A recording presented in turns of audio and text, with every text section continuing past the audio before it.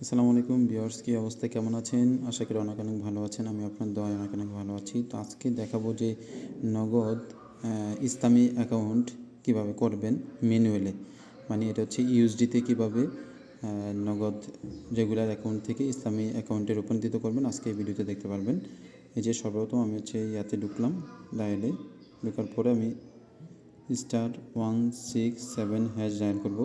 যে *167 ডায়াল করলাম, ডায়াল করে হচ্ছে কলে টিপ দিলাম। ট্যাপ করার পরে যে আমার এই নাম্বারটার মধ্যে আমি রেগুলার অ্যাকাউন্ট আছে এটা ইসলামী অ্যাকাউন্টটিতে রূপান্তরিত করব।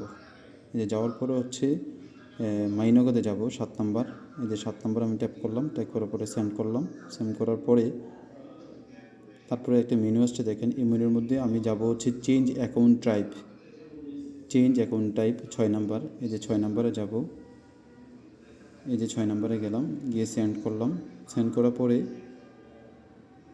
এই যে দেখেন এগুলো হচ্ছে চেঞ্জ অ্যাকাউন্ট টাইপ, মানে এটা বর্তমানে রেগুলার অ্যাকাউন্ট আছে, মানে সাধারণ অ্যাকাউন্ট আছে, এটা ইসলামী অ্যাকাউন্টটিতে রূপান্তরিত করবো। তখন আমি আমার পিন নাম্বারটা ডায়াল করব।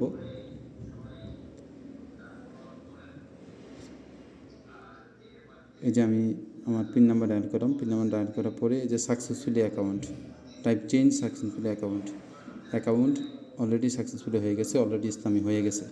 ঠিক আছে, এটা হচ্ছে ইউএসডিতে এবং রেগুলারে করার পদ্ধতি নগদ অ্যাকাউন্ট ইসলামী।